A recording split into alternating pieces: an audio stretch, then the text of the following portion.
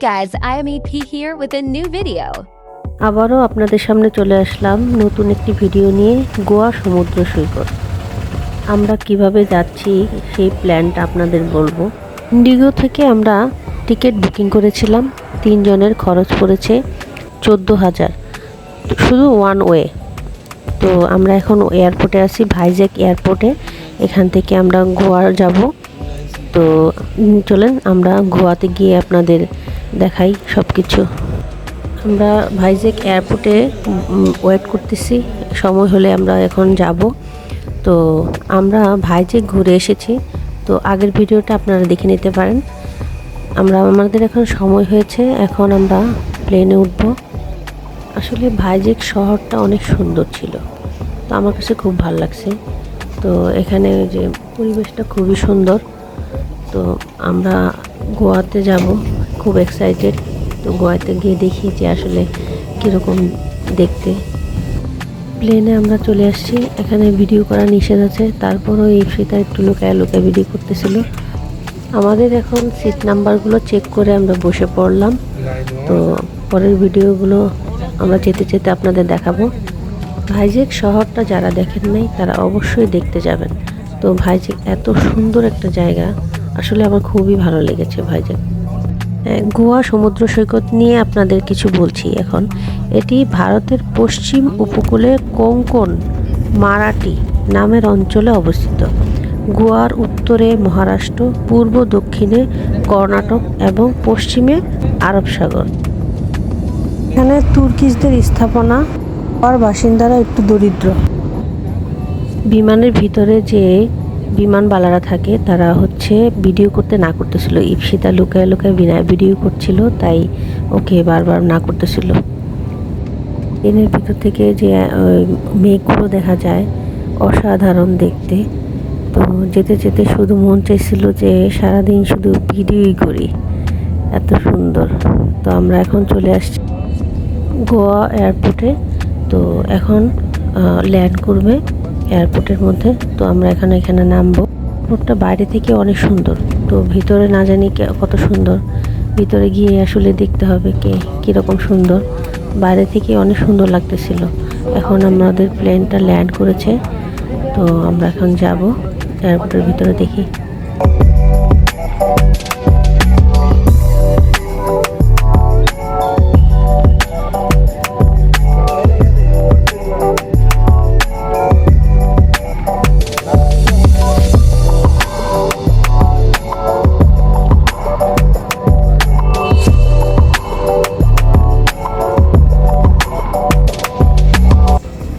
আস্তে আস্তে আমরা এখন প্লেন থেকে নামতেছি, সবাই সামনের দিকে আগে যাচ্ছি।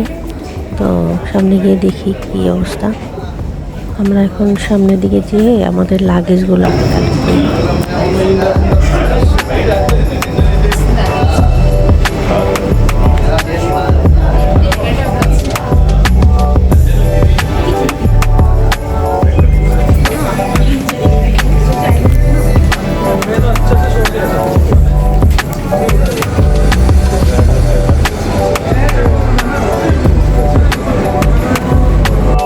আমরা এখানে একটু ওয়েট করব লাগেজ আসা পর্যন্ত।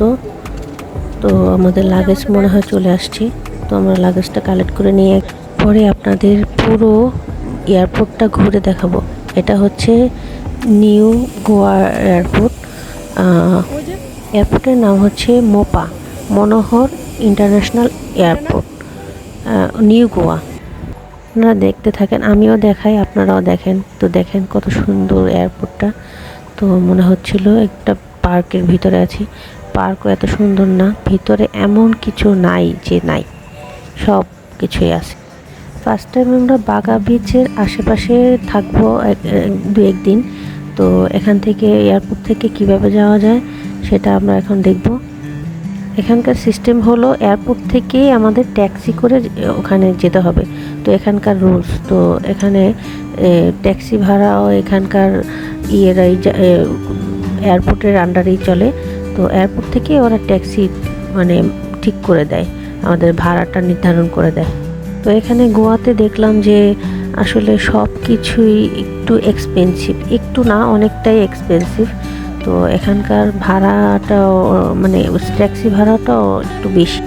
গোয়া ভ্রমণের জন্য জুন মাস ভ্রমণ পিয়াসুদের জন্য আকর্ষণীয় নয়, কারণ গোয়া মূলত প্রকৃতির সৌন্দর্যের জন্য বিখ্যাত হওয়ার পাশাপাশি ওখানকার নানা রকম আনন্দ আয়োজনের জন্য বিখ্যাত। এজন্য বৃষ্টি শুরু হয় বিধায় জুন মাস থেকে শুরু থেকে বৃষ্টির মৌসুমটা গোয়াতে চলে।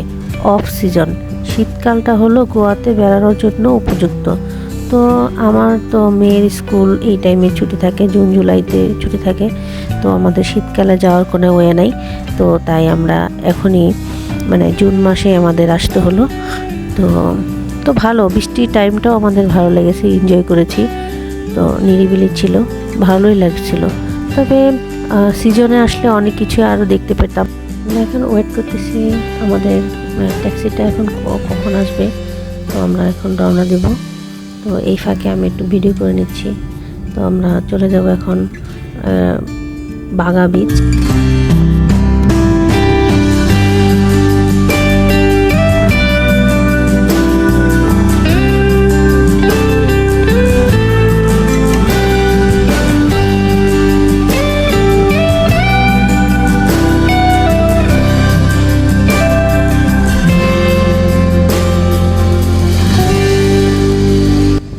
আমরা চলে আসছি বাগা বিচে। আমরা লাগেজ রেখে রুমে রেখে আগে চলে আসছি এখানে দেখতে। রুমে লাগেজগুলো রেখে তারপর চলে আসলাম। তো রাতের বেলার যে ভিউটা এই যে আপনাদের দেখাচ্ছি, এখানে দিনের বেলা কেউ থাকে না, তো রাতের বেলায় সবাই এখানে সারা রাত এনজয় করে। তো এখানে রাতে হচ্ছে দিন আর দিনে হচ্ছে রাত। দিনের বেলা সবাই ঘুমায়। আমরা আসলে অনেক টায়ার্ড হয়ে গেছি। এখন কোনো রেস্টুরেন্ট খুঁজতেছি, আশেপাশে কোনো রেস্টুরেন্ট থাকলে আমরা এখন খাওয়া দাওয়া করব। খাওয়া দাওয়া করে রাতেরবেলা একটু রেস্ট নেব। তো আমরা চলে আসছি, একটা রেস্টুরেন্ট পাইছি সামনে। দেখি কি পাওয়া যায়, যা পাওয়া যায় তাই খাবো। তো খেয়ে দিয়ে একটু ইপসিতার আবার একটু মাথা ব্যথা করতেছিল, আবার বমি বমি আসছিল। তাই মানে জার্নি করছে তো ওই জন্য হয়তো বা মাথা ব্যথা করছে। পরদিন সকালবেলা আমরা সামনের দিকে হেঁটে হেঁটে যাচ্ছি। তো দেখি কোন দিক দিয়ে যাওয়া যায়, ইজি হয় যেতে। তো আমরা এখন বিচের সামনে যাব। যেতে যেতে যে দূর থেকে দেখা যাচ্ছে সমুদ্র সৈকত। তো আমরা সামনে গিয়ে আপনাদের দেখাবো। এই যে চলে আসলাম বিচের সামনে। এটা হচ্ছে বাগা বিচ। হিন্দি জনপ্রিয় মুভির শুটিংগুলো গোয়াতেই হয়েছিল। তো আমরা আস্তে আস্তে ঘুরবো আর আপনাদের নেক্সট ভিডিওতে সব স্পটগুলো দেখাবো। এটা হলো বাগা বিচের চিত্র। তো বাস্তবে অনেক সুন্দর দেখতে, ভিডিওতে এত সুন্দর দেখা যায় না।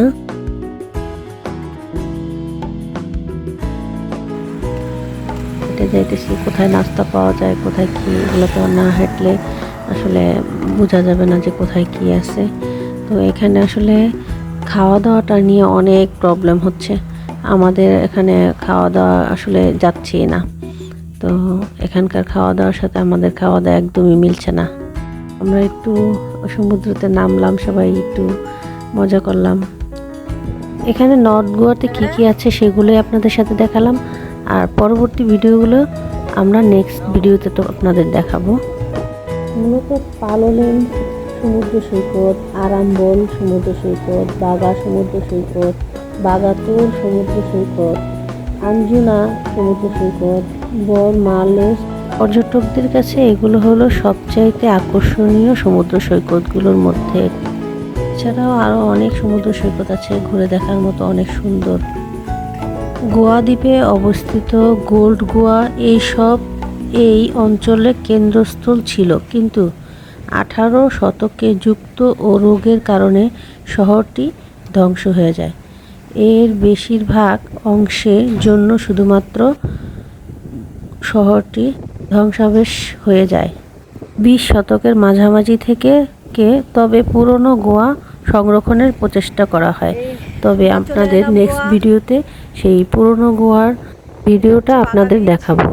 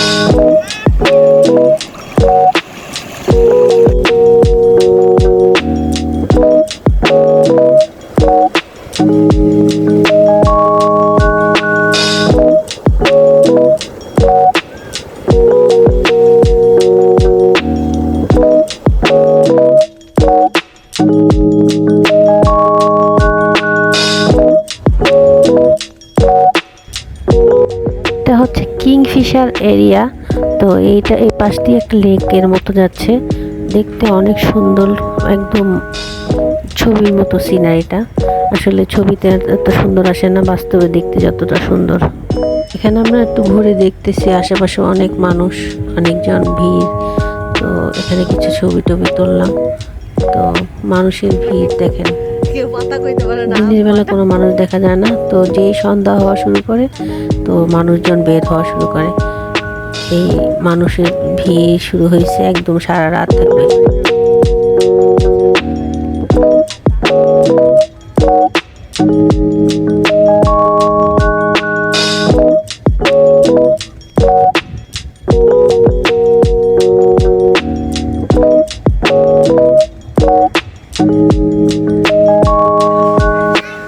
এখানে আমরা একটু বসবো, চা খাবো, দেখি কি খাবার পাওয়া যায়, খাওয়ার ট্রাই করবো, দেখি খাওয়া যায় কিনা।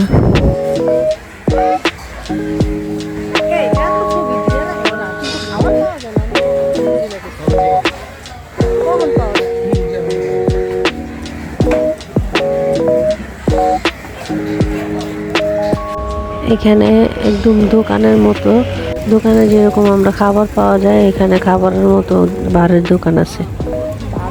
এখানে কাজু বাদামের জন্য বিখ্যাত, কাজু বাদামে ভরা বিভিন্ন আইটেমের কাজু বাদাম এখানে পাওয়া যায়। তো আমরা রাস্তায় হাঁটতেছি, হাঁটতে হাঁটতে যে আসলে রাস্তাঘাটগুলো এত সুন্দর, মন চায় শুধু হাঁটি আর হাঁটি। মানে চোখলা সহ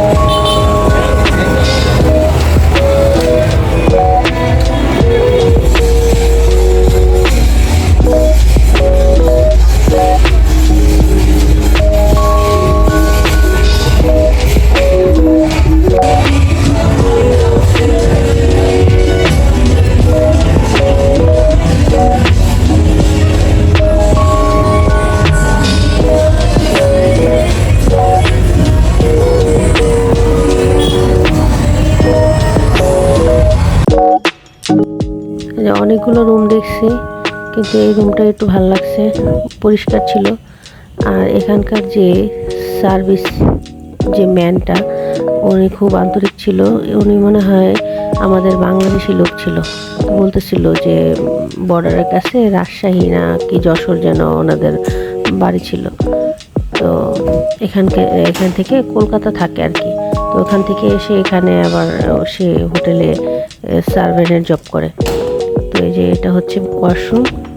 তো বেডরুমে একটা বেড, তো ফ্রিজ আছে ইউজ করার মতো, এই যে ইউজ করা যায় ফ্রিজ। তো এখানে আমরা লাগেজগুলো উল্টো পাল্টা করে রাখছি, পরে ঠিক করব। এই যে ফ্রিজের ভিতরে আমরা কিছু রেখে খেতে পারবো।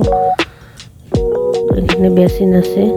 তো এখানে একটা খাট আছে, যদি এক্সট্রা ম্যাট্রেস লাগে আমাদের দিয়ে দিছে আগেই। ম্যাট্রেস, টিভি, মিরর, তারপর এসি। মোটামুটি ভালোই রুমটা, আমার ভালো লাগছিল।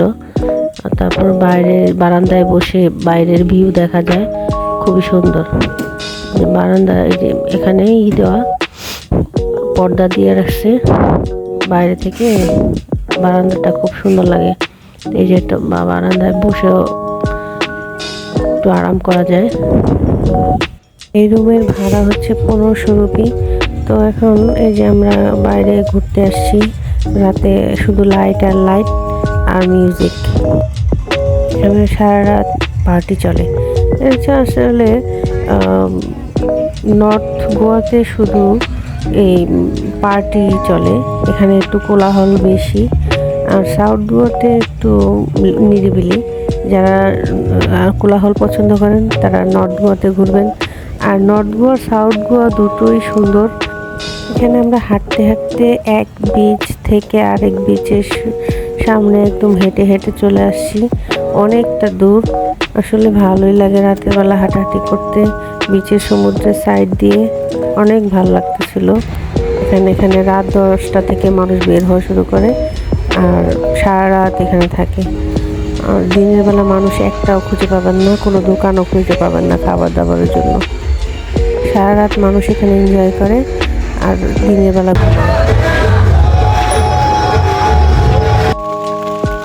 আমরা এখন ওয়েট করতেছি, তো আর আমরা একটু উপর দিকে যাব। তো ওখানে আবার একটা রুম বুকিং দিয়েছি, তো ওখানে আবার সুইমিং পুল আছে। দেখি রুমটা চেঞ্জ করে আবার অন্য জায়গায় গিয়ে থাকবো। আমরা চলে আসছি,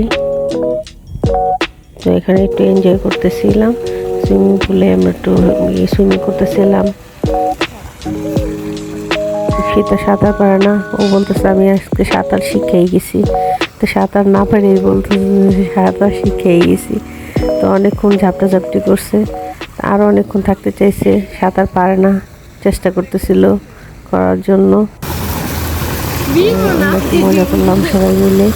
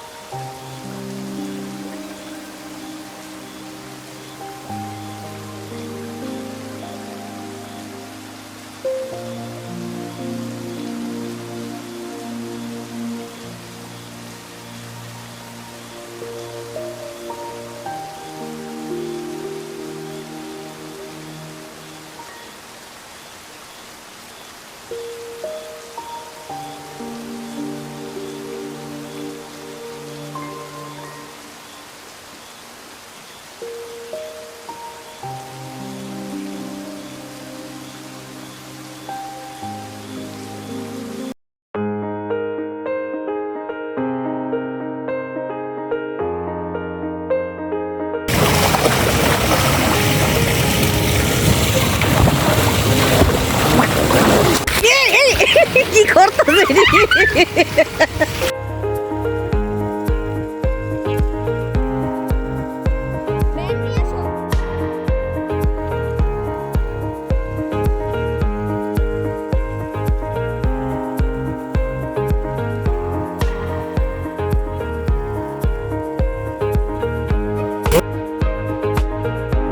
এখানে অটোমেটিক যখন খুশি তখন বৃষ্টি হয়। আসলে জুন জুলাই মাসে এই টাইমটা ওদের বৃষ্টি সিজন থাকে। তো 10 মিনিট বৃষ্টি থাকে, আবার রোদ উঠে যায়। এখানে বৃষ্টির জন্য ওরা ট্রেডিশনালি প্রোগ্রাম করে। বৃষ্টি হলে ওরা আনন্দ ফিল করে এবং বিভিন্ন জায়গায় অনুষ্ঠান করে। আমরা আবার ক্যালাঙ্গুট বিচের সামনের দিকে একটা রুম নিয়েছিলাম। তো এই রুমটা ভালোই ছিল। তো সুইমিংয়ের ব্যবস্থা আছে পাশে। এই যে রুমটা দেখাচ্ছি, এটা হচ্ছে ওয়াশরুমটা বেশ ক্লিন ছিল, ভালোই ছিল। বিচের পাশেই ছিল রুমটা। বিচের সামনে এখানে দাঁড়ায় একটু সময় কাটাচ্ছি। আসলে এই জায়গাগুলো দেখতে অনেক সুন্দর। এখানে দাঁড়ায় আসছিলাম।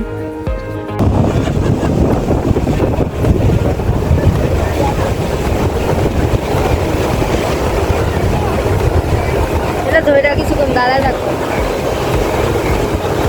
অনেক ভালো একটা আইডিয়া।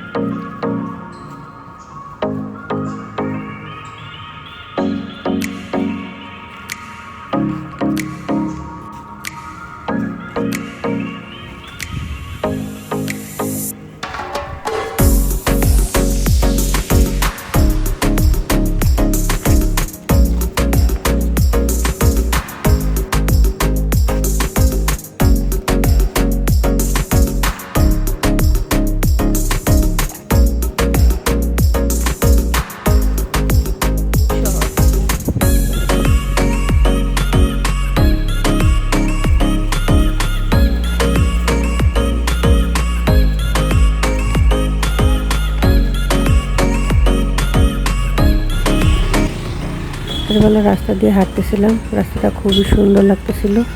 তো আপনাদের সামনে আবার ওল্ড গোয়া এবং সাউথ গোয়ার ভিডিও নিয়ে চলে আসব নেক্সট ভিডিওতে। ভিডিওটা এখানে শেষ করছি, তো দেখতে থাকুন আমাদের পরবর্তী ভিডিও।